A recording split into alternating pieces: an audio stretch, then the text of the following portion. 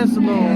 Lord, we love you. But we thank you most of all that you loved us so much that you sent your only son to die. So let me come to the spirit of thanksgiving to tell you thank you right now, God. Thank you for being God all by yourself. Thank you for who you are today. Thank you, Lord. Thank you, Lord God. Thank you for this place called Damascus Missionary Baptist Church. Thank you, Lord. Thank you for our pastor. Thank you for his wife. Thank you for our deacon. Thank you for our deaconess, oh God. Thank you for the members, oh God. Thank you, Lord. God, we thank you today. We thank you for these that have come out this evening. God, I decrease that you may increase. God, speak through me. Speak your word. My spirit right now, God. God, I give you glory this day. I give you glory, Lord. And I ask that you would save, heal, and deliver on this day. Oh, yes, Lord. Set the captives free, oh God, we bind and attack the enemy right now. We come against any negativism right now. And God, we just speak positive, God, knowing that your will be done. And we thank you, Lord God. Thank you right now. Thank you for this opportunity, oh God. Thank you for choosing me, oh God. Thank you, God, for using me, oh God. Thank you for saving me, God. Thank you for delivering me, oh God. Thank you, Lord. Thank you right now, God. Now I will give you glory, God. Continue to give you praise. It's in your name. We thank you for your word. You know it's already blessed. We thank you, Lord. In Jesus' name we pray. Amen.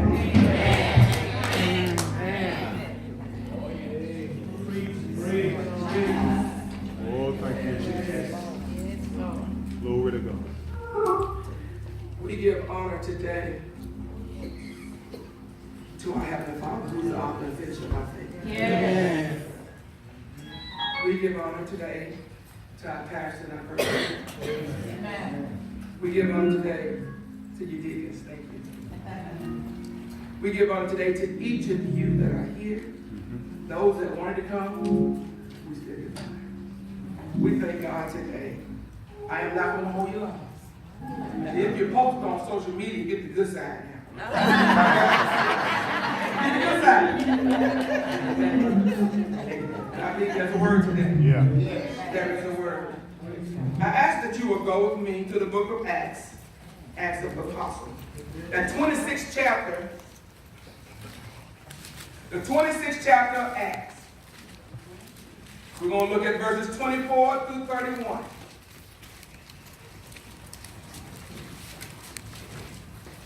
Somebody is looking forward. Thank my family. I believe all my siblings are here today. It's not even a funeral. Thank you.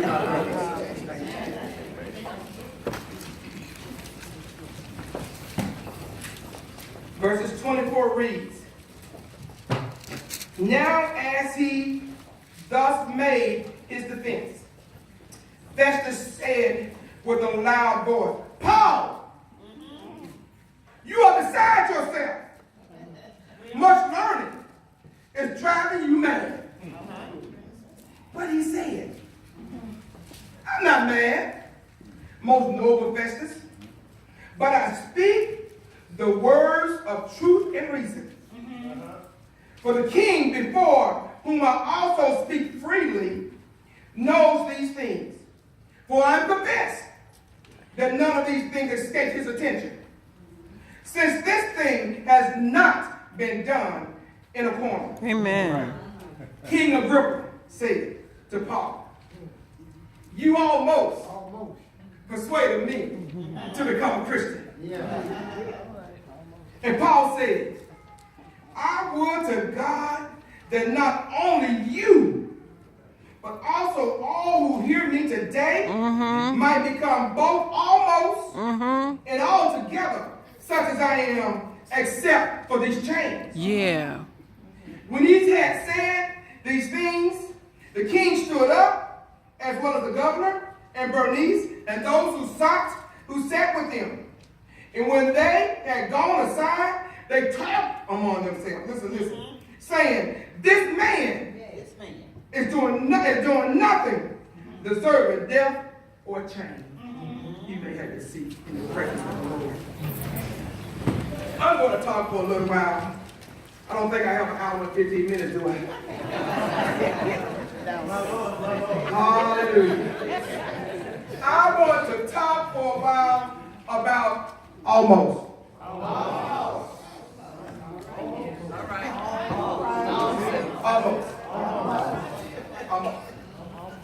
In 1943, Ruth Jones was troubled what was happening around her during that time, which was World War II.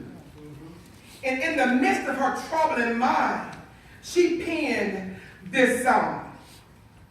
In time like these, we need a Savior. In time like these, we need an anchor. Be very sure that your anchor holds and grips that solid rock. Then Ruth went on to tell us, she said that this rock is Jesus. She cleared that up for us. He's the one. Yes. This rock is Jesus. The only one. Be very sure. Be very sure that your anchor holds and grips the solid rock. Got to be sure. Hallelujah. This song summarized, and I believe I was in our Sunday school this morning. I teach, got touched on some of this. But it summarized such a time as this. As right now. A time of uncertainty and a sign of trouble. This day and time is where the world needs to see hope. They need to see hope. And when we see, and what the world also needs to see is more of the church testimonies. Okay? They need to know who Jesus is. They need to know what Jesus does, what he did for you, who he is. The world needs to know. We're living in a day and time where our talk must be consistent with our walk. Come on now. We're living in that time. At such a time like this. I shared a post on Facebook. And it said, your most powerful testimony is how you treat others after church service.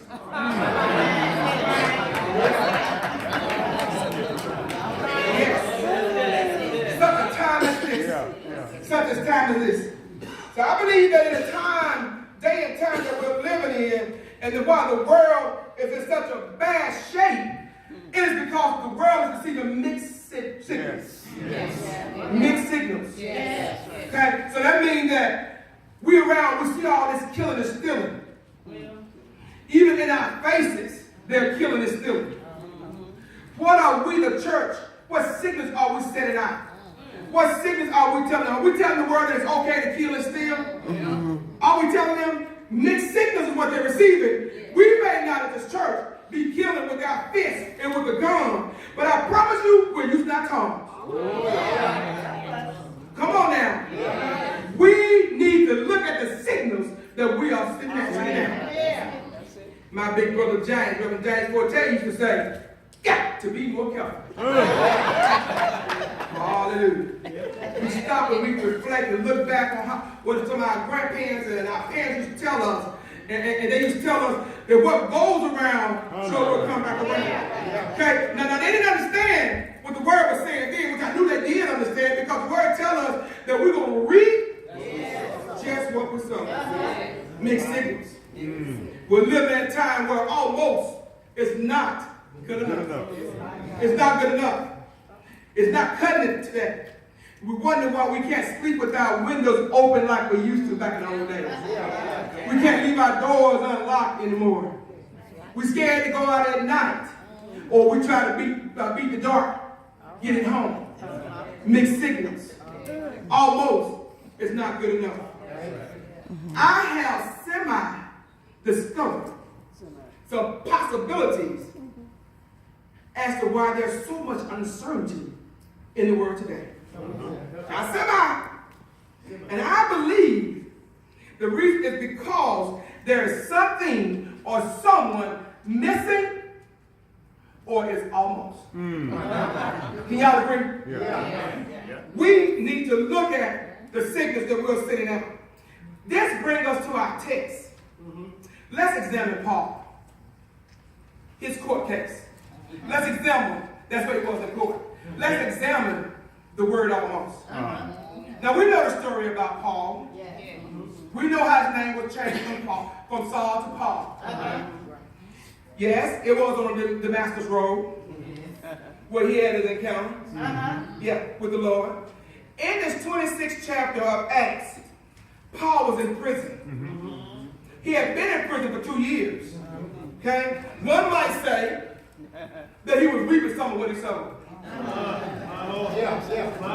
He was reaping some of what he sowed.